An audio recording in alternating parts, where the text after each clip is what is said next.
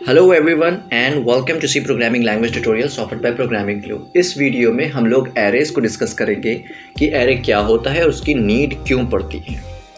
Let's take an example. आपको 5 variables का सम निकालना है, ठीक है, और उसका सम जो भी आएगा आपको प्रिंटफ के थ्रू वो शो करना है आउटपुट स्क्रीन पे। So the approach will be naming those variables, declaring those variables, और उनके ऊपर आपको स्कैनफ चलाना पड़ेगा 5 टाइम, या एक ही स्कैनफ में आप वो 5 टाइम स्पेसिफायर लगा दिए, फॉर्मेट स्पेसिफायर लगा दिए, और वो एक छोटा सा लॉजिक बना दिए 5 वेरिएबल्स का सम करने के लिए, जैसे वेरिएबल 1 प्लस वेरिएबल 2 वेरिएबल 3 ऐसा, ठीक है। और उसकी जो भी वेरिएबल की जो भी सम आएगा वो एक किसी अनदर वेरिएबल में स्टोर करवा के आप उसकी वैल्यू करवा सकते हैं प्रिंट। Simple is that.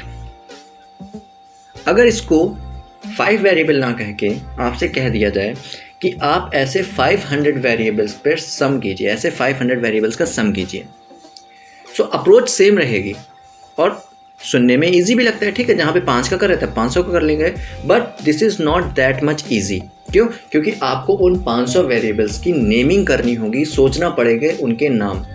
आप जब तक 5 वेरिएबल थे आप कुछ भी बना सकते थे। एक आप अल्फ़ाबेट्स का यूज़ करके बना सकते थे, लेट्स से ABCDEFGHI ऐसा कुछ बना सकते थे। आप क्या कर सकते हैं, अल्फ़ा न्यूमेरिक वैल्यूज़ को यूज़ कर सकते थे, let's say var 1 var 2 var 3 ऐसा कुछ कर सकते थे। लेकिन अब 500 वेरिएबल्स हैं, तो अगर इनको एक अकाउंट में लें तो ऐसे 500 वेरिएबल्स बनाने पड़ेंगे, ऐसी 500 नेमिंग्स करनी पड़ेंगी। हम लोग के पास कुल अल्फ़ाबेट्स हैं 26, तो ये तो इम्पॉसिबल हो गया, ठीक है, कि 26 अल्फ़ाबेट्स का हम लोग एक एक करके वेरिएबल नहीं बना सकते। या तो उनको यूज़ करें, ठीक है, या एक काम और कर सकते हैं थोड़ा सा स्मार्टर उससे, वो ये कि हम लोग var 1 var 2 var 3 ऐसे 500 वेरिएबल्स बनाएं। ये भी एक अप्रोच हो सकती है लेकिन क्या ये मेश्ड नहीं हो जाएगा कि आपको बहुत ही लेंथियर डिक्लेरेशन करना पड़ेगा? ये तो स्क्रीन से बाहर चलता चला जाएगा, ठीक है। 500 वेरिएबल्स स्क्रीन से बाहर चलते चले जाएंगे, ठीक है। डिक्लेरेशन ज़्यादा हो जाएगी। दूसरी चीज़, आपको इनपुट लेना है उन वेरिएबल्स पे, तो स्कैनफ बहुत बार चलेगा, ठीक है, तो स्कैनफ बहुत लेंथी हो जाएगा। और आपको जो लॉजिक लिखना पड़ रहा था उनका एडिशन करवाने के लिए वो लॉजिक बहुत लेंथी हो जाएगा। कुल मिला के जो पॉइंट है कहने का वो ये है कि प्रोग्राम लेंथी हो जाएगा, जितना कि ज़रूरत से ज़्यादा लेंथी हो जाएगा, जितना कि उसको ज़रूरत है। और ज़्यादा टाइम हम लोग का किस पे जा रहा है? लॉजिक बनाने में ज़्यादा टाइम नहीं जा रहा है, डेटा हैंडल करने में ज़्यादा टाइम जा रहा है। लेकिन मेन काम क्या होता है प्रोग्रामिंग में, वो ये कि हम लोग लॉजिक बनाएं, ठीक है। तो हम लोग ज़्यादा टाइम तो अपना डेटा हैंडलिंग में ले जा रहे हैं।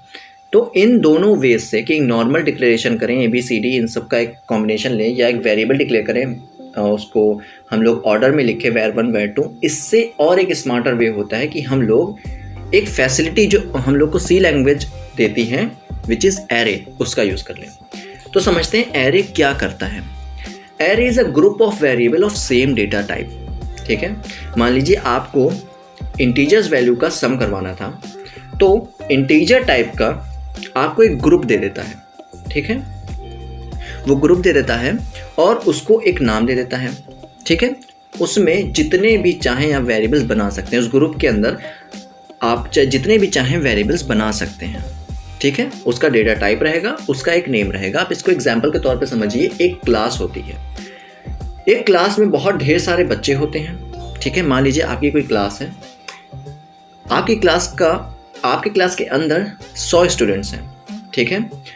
वो 100 स्टूडेंट्स हैं और उस क्लास का कुछ नाम है, लेट्स से 7th क्लास, ठीक है। तो क्या हुआ, नाम क्या होगा 7th, और बच्चे कितने होंगे, जो स्टूडेंट्स होंगे वो होंगे 100। तो ऐसी कुछ लॉजिक के ऊपर वर्क करता है एरे। एरे में कुछ नाम होता है और उसमें बहुत ढेर सारे मेमोरी सेक्शंस होते हैं, बेसिकली वेरिएबल्स होते हैं, ठीक है। और दूसरी डेफिनेशन ये है, array is a collection of similar data type items. मतलब ये कि सिमिलर डेटा टाइप होगा, ठीक है, और उस सिमिलर डेटा टाइप के अंदर बहुत सारे वेरिएबल्स बने होंगे, जितने भी आप चाहें। तो आइए इसको सिंटैक्स के थ्रू समझते हैं। ये मैंने अपना कोडर खोल लिया है विच इज़ dev C++। अब इसके अंदर मैं आपको इनिशियलाइज करके बताता हूँ कि आप अगर 100 वेरिएबल्स बनाने हैं, 500 वेरिएबल्स बनाने हैं, तो एरे के थ्रू कितनी आसानी से बना सकते हैं। लेट्स से मुझे इंटीजर टाइप के वेरिएबल्स बनाने हैं, ठीक है। मैंने लिखा int, मैंने वेरिएबल का लेट से नाम दे दिया var, ठीक है। और मुझे कितने वेरिएबल्स बनाने हैं, मुझे बनाने हैं लेट से 10, अभी के तौर पे समझ लेते हैं, लेट से 100। मैंने इसके अंदर नंबरिंग दे दी और ये लगा दिया सेमीकोलन, ठीक है। अब क्या हुआ कि ये 100 वेरिएबल्स आपके बनकर तैयार हो गए। एक बहुत ही सिंपल अप्रोच है, आपको जितने भी वेरिएबल्स बनाने हैं आप यहाँ पर लिख दीजिए और वो आपको इतने सारे वेरिएबल्स का एक एरे रिटर्न करके दे देगा, आपको एक एरे बनाकर दे देगा, ठीक है। क्या हुआ, अगर मुझे 100 बनाने तो ऐसे, मुझे 10 बनाने तो मैं सिंपल 10 लिख देता हूँ, ठीक है। या मुझे 20 बनाने हैं तो मुझे इसके अंदर सिर्फ 20 लिखना होगा और ये मेरे पूरे 20 वेरिएबल्स हो जाएंगे तैयार। और इन सारे 20 वेरिएबल्स का नाम होगा var। मुझे अगर इनको यूज़ करना है तो मैं var का यूज़ करूँगा, वो हम लोग आगे की वीडियोज़ में देखेंगे कि इसको यूज़ कैसे कर सकते हैं, ठीक है। वीडियो में आगे हम लोग देखेंगे इस चीज़ को। अभी के तौर पे इंटीजर टाइप का एक var है, ठीक है, एक वेरिएबल है जिसका नाम है var और वो अपने अंदर 20 वेरिएबल्स को करा हुआ है कंटेन, ठीक है। आइए इसकी एक पिक्चोरियल रिप्रेजेंटेशन देखते हैं कैसी होती है, ठीक है। देखिए, मैंने एरे बनाया था जिसके अंदर है var, जिसका नाम है var, ठीक है। ये एक पूरी मेमोरी लोकेशन है, ठीक है, ये मेमोरी लोकेशन है और इसके अंदर सेक्शन डिवाइडेड है। मतलब ये मुझे जितने भी चाहिए थे, मान लीजिए मुझे लेट्स से यहाँ पर चाहिए थे 6 वेरिएबल, ठीक है, एग्जाम्पल के तौर पे मुझे 6 वेरिएबल चाहिए थे। अब क्या है कि var टाइप के 6 वेरिएबल्स हो जाएंगे 1 2 3 4 5 6। मतलब ये एक बड़ा सा वेरिएबल होगा, एक बड़ी सी मेमोरी लोकेशन होगा मेमोरी में, और वो अपने अंदर इस मेमोरी लोकेशन को इंटीजर के अकॉर्डिंग जिस भी डेटा टाइप को आपने किया है स्पेसिफाई, उतने ब्लॉक्स के सेक्शंस बना देगा। अगर मैं इंट टाइप की बात कर रहा हूँ तो इंट 2 तरीके की मेमोरी कंटेन करता है। अगर मैं 16 बिट आर्किटेक्चर की बात करूँ तो वो 2 बाइट्स मेमोरी लेता है, और अगर मैं 32 बिट्स आर्किटेक्चर की बात करूँ सी लैंग्वेज के, तो वो लेता है 4 बाइट। मैं अभी 32 बिट आर्किटेक्चर के हिसाब से सोच रहा हूँ और एग्जाम्पल भी दे रहा हूँ कि ये 4 बाइट एक वेरिएबल इंटीजर टाइप का 4 बाइट लेता है। मुझे चाहिए ऐसे 6 वेरिएबल्स। तो क्या हुआ, var ने, जो var एरे था, उसने एक बड़ी सी मेमोरी ली, ठीक है, और उसके अंदर 6 वेरिएबल इंटीजर टाइप के 6 मेमोरी लोकेशन के लिए सेक्शन बना दिए, विच इज़ 4 बाइट के सेक्शंस बना दिए, ठीक है। var टाइप जो var था, जो एरे था वेरिएबल var नेम का, जिसका नाम था var, उसको एक मेमोरी मिली और उसमें हर वेरिएबल्स के लिए, मतलब 6 वेरिएबल चाहिए थे, तो हर वेरिएबल के लिए 4 बाइट की मेमोरी सेक्शंस बना दिए एक ही वेरिएबल के अंदर, ठीक है। अगर मुझे और सेक्शंस बनाने हैं तो मैं यहाँ पे क्या लिखूँगा, मैं लिखूँगा यहाँ पर 10, तो 10 सेक्शंस बन जाएंगे। मुझे 20 करने तो मैं यहाँ पे 20 सेक्शंस बनाने तो ऐसे 20 हो जाएंगे। मैं अभी के तौर पे लिख लेता हूँ 10, ठीक है, तो ऐसे 10 सेक्शंस बनकर इसमें तैयार हो जाएंगे। अब अगर मेमोरी की बात कर रहे हैं तो छोटा सा कॉन्सेप्ट समझ लेते हैं कि शुरुआत में जो पहले बनेगा, क्योंकि एरे अगर आपने डेफिनेशन ध्यान से देखी होगी तो ये ग्रुप ऑफ वेरिएबल्स देता है, कलेक्शन देता है, और कलेक्शन देता है तो बेसिकली एक कलेक्शन कॉन्टिन्यूएशन में होता है। अगर आप क्लास को, जैसे मैं एग्जांपल दिया था, तो देखिए क्लास में 7th क्लास होगी, उस 7th क्लास में कॉन्टिन्यूएशन में बच्चे बैठे होंगे, ठीक है। ये नहीं कि एक यहाँ पे एक बैठा है, एक ग्राउंड में बैठा है, ठीक है, वो सब 7th क्लास से बिलोंग कर रहे हैं। 7th क्लास के हैं तो एक क्लास में होंगे, वही चीज़ कॉन्टिन्यूएशन में बच्चे बैठे होंगे। वहीं पर वेरिएबल जो बनेंगे वो कॉन्टिन्यूएशन में बनेंगे। मतलब अगर हम लोग इसको मेमोरी लोकेशंस के हिसाब से बात करें तो मेमोरी लोकेशन का होता है एड्रेस, जो कि हेक्साडेसिमल फॉर्म में करता है एग्जिस्ट, ठीक है। लेकिन मान लेते हैं कि पहला जो मेमोरी लोकेशन है, जो पहला वेरिएबल बना, ठीक है, जो पहला सेक्शन बना इस मेमोरी में, वो है 1000 मेमोरी लोकेशन पे। उसके बाद जो दूसरा बनेगा वो 1004 पे बनेगा। क्यों? क्योंकि 4 बाइट के मेमोरी लोकेशंस हैं। तो दूसरा जो बनेगा वो 1008 पे बनेगा, फिर 12, 1012, फिर 1016, ऐसे सो ऑन बढ़ते चले जाएंगे 4 के स्पेस पे, 4 के डिफरेंस में, ठीक है।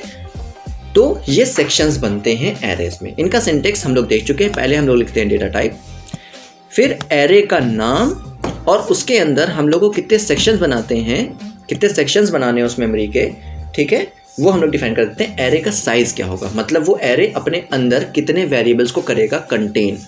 ठीक है, जैसे इंटीजर टाइप का एरे जिसका नाम हम लोग लिखते हैं ARR और उसके अंदर हम लोग 5 वेरिएबल्स बनाना चाहते हैं, तो ऐसी एक मेमोरी मिलेगी और उसके कॉन्टिन्यूएशन में 1 variable, 2nd variable, 3rd variable, 4 and 5 variables, लेकिन इन सब का नाम एक ही होगा।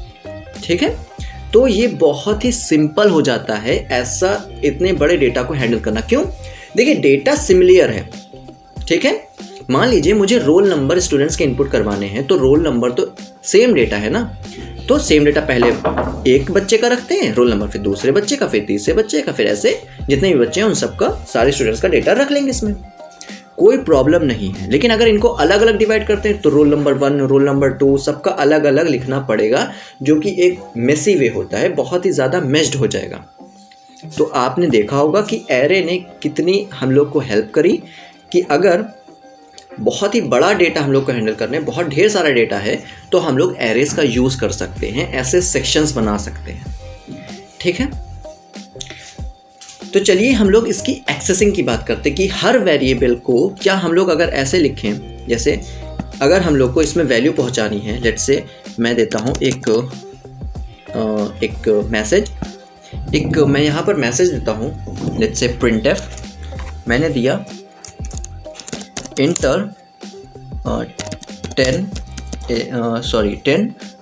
Roll numbers. ठीक है, यहाँ पे 10 रोल नंबर्स इंटर करने के लिए।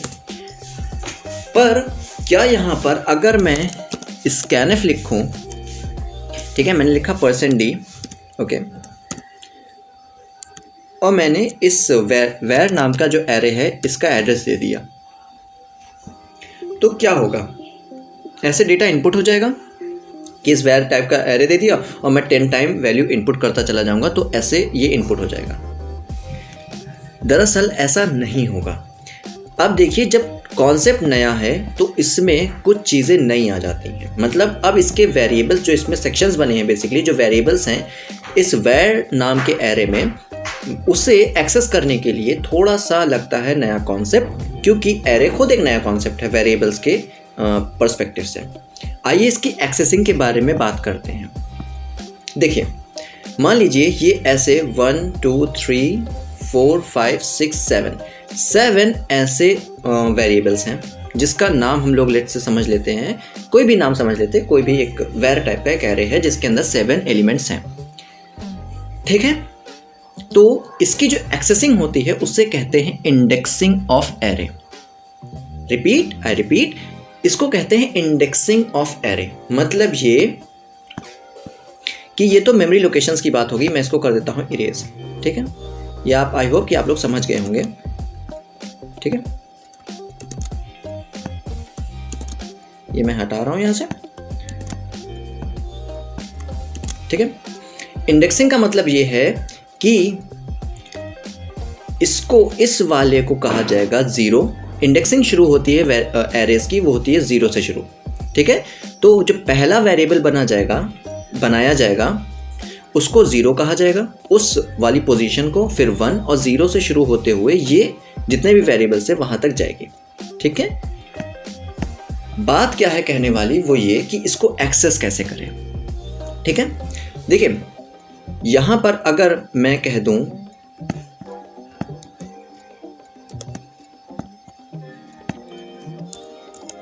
ठीक है, ये चीज़ मैंने कह दी वेर टाइप का एरे है। ठीक है, ये अपने अंदर 7 या 6 जो भी है उतने एलिमेंट्स इंट टाइप के कंटेन करा है। इस पर कुछ वैल्यूज़ है या कुछ वैल्यूज़ इस पर आएंगी।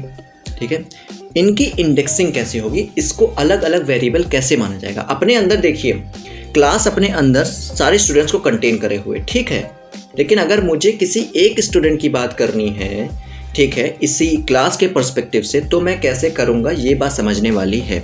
इसमें क्या होगा कि मैं वेर और स्क्वायर ब्रेसेस में 0 लिखूंगा तो ये बात करेगा इस चीज़ की। ठीक है, मैं वेर स्क्वायर ब्रेसेस में लिखूंगा 1 तो वो बात होगी इसकी। मैं वेर 2 करूंगा तो वो बात होगी इस वाले वेरिएबल की। ठीक है, मैं वेर स्क्वायर ब्रेसेस में लिखूंगा 3 तो बात होगी ये 4th वाले वेरिएबल की। ठीक है। मैं वेर के अंदर लिखूंगा स्क्वायर ब्रेसेस में 5 डिक्लेरेशन के बाद, ठीक है। तो ये बात होगी फोर्थ वेरिएबल की, और ऐसे करते करते हम लोग इंडेक्सिंग करेंगे। शुरुआत होती है 0 से। तो मैं जो कह रहा था कि ऐसे ये एक्सेस नहीं हो सकता, ठीक है। यहाँ पर हमको लगाना पड़ेगा स्क्वायर ब्रेसेस, और मुझे अगर पहले वेरिएबल को एक्सेस करना है तो मैं लिखूंगा 0, ठीक है। तो इस एरे में जो पहला मेमोरी सेक्शन होगा ये बात करेगा उस मेमोरी सेक्शन की, ठीक है। ध्यान से समझिएगा, यहाँ पर 10 लिखना या 0 लिखना, यहाँ पे नंबर लिखना, किसी भी एरे का साइज बताना, ये एरे का आप साइज बता रहे हैं, ठीक है। और डिक्लेरेशन के बाद जब आप सेम सिंटेक्स यूज कर रहे हैं तो आप बता रहे हैं मेमोरी लोकेशन, बेसिकली आप इंडेक्सिंग की बात कर रहे हैं। मैं फिर से रिपीट कर देता हूं इस चीज को, बहुत ही ध्यान से समझिएगा कि अगर डिक्लेरेशन के टाइम आप ऐसा सिंटेक्स लिखते हैं तो आप बता रहे हैं एरे और एरे का साइज, ठीक है। ये आपने बता दिया एरे का नाम और स्क्वायर ब्रेसेस लगा के उसका साइज, ठीक है। लेकिन जब आप सेम सिंटेक्स डिक्लेरेशन के बाद एक्शन स्टेटमेंट में लिखेंगे, ठीक है, तो यहाँ पर आप बेसिकली उसके वेरिएबल्स, आप उसके इंडेक्सिंग या मेमोरी सेक्शन की बात कर रहे हैं। बहुत ही ध्यान से समझने वाला कॉन्सेप्ट है ये। अगर नहीं बात समझ में आई तो वीडियो को रिपीट करिए, बैक ले जाइए और फिर से इस बात को समझिए। तो यहाँ पर अगर मैं वेर 0 लिखता हूँ स्क्वायर ब्रेसेस में, तो ये बात हो रही है इस पहले सेक्शन की, ठीक है। अगर मैं यहीं पर लिख देता हूँ वेर 1, ठीक है, तो यहाँ पर बात हो रही है इस वाले मेमोरी लोकेशन की, सेकेंड वाले मेमोरी लोकेशन की। और ऐसे ही मैं वेर 2, वेर 3 लिखता चला जाऊँगा तो बेसिकली ये हर मेमोरी लोकेशंस की बात करेगा। उम्मीद है कि आपको ये कॉन्सेप्ट इंडेक्सिंग का समझ में आया होगा। तो यहाँ पर अगर मैं इन सारे वेरिएबल्स में इस एरे में इनपुट करवाना चाहता हूँ कोई वैल्यू, तो मुझे क्या लिखना पड़ेगा? पहले लिखना पड़ेगा 0, फिर लिखना पड़ेगा 1, फिर लिखना पड़ेगा 2, फिर लिखना पड़ेगा 3, ऐसे सो ऑन, ठीक है। लेकिन क्यों ना एक स्मार्टर वे अपनाएं। हम लोग लूप पढ़ चुके हैं, हम लोग एक लूप लगा लेते हैं। लेट्स से मैंने एक i इक्वल्स टू 0, ठीक है, और मैं i को डिक्लेयर भी कर देता हूँ क्योंकि हम लोग ने i को डिक्लेयर नहीं किया है, ठीक है। तो i इक्वल टू 0 और i कब तक चलेगा? देखिए मैंने 10 साइज का एरे बनाया है। मैंने एरे का जो वैर नाम का एरे बनाया है वो 10 वेरिएबल्स अपने अंदर कंटेन करे हुए हैं। और इंडेक्सिंग आपने देखी 0 से शुरू होती है, तो ये कहाँ तक जाएगी? मतलब 0 से 9 तक जाएगी, ठीक है। आप चाहे गिन लीजिए, आप चाहे काउंट कर लीजिए, 0, 1, 2 अप टू 9 तक जाएगी। और ये देखिए 0 से शुरू होगी, 9 तक जाएगी, मतलब 10 हो जाएंगे, ठीक है, 10 वेरिएबल्स हो जाएंगे, ठीक है। लेस देन और इक्वल टू 9, ठीक है। i चलेगा 0 से और कब तक चलेगा? 9 तक, ठीक है। और जब चले और ये प्लस होता रहे, हर बार इंक्रीज होता रहे। और मैं लगाऊंगा कर्ली ब्रेसेस फॉर की बॉडी बनाने के लिए, ठीक है, सॉरी, ठीक है। और ये मैंने फॉर की बॉडी के अंदर स्कैनफ दे दिया। मैंने ऐसा किया क्यों,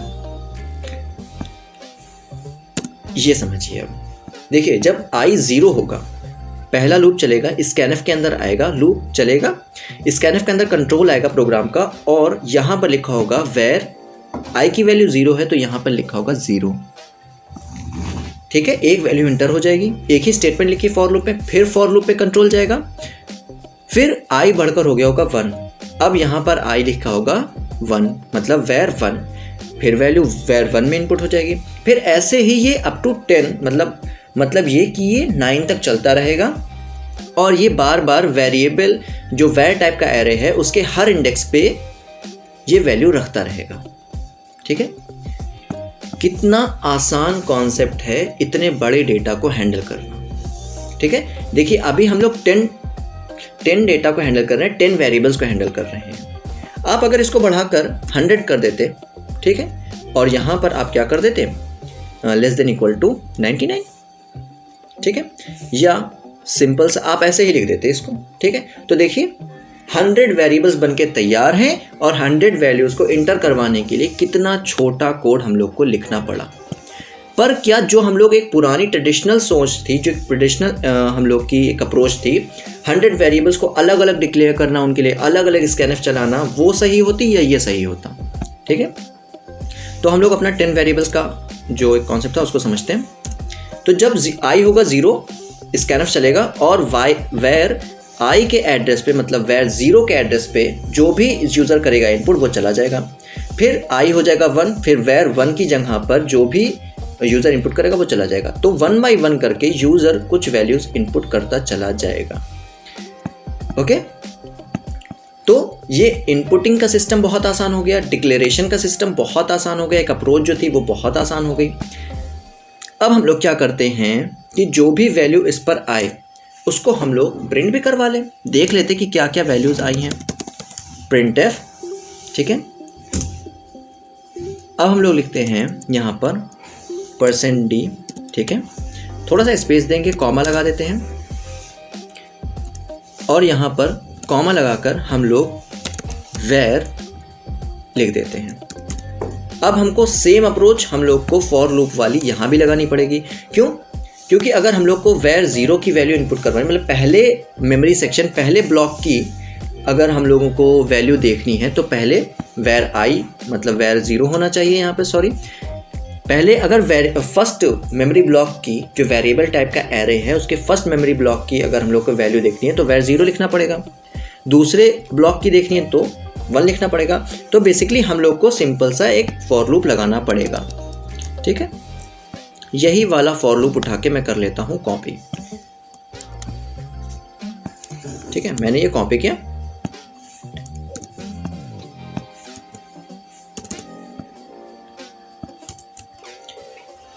अब क्या, मैं यहाँ पर ये कर देता हूँ 1, ठीक है।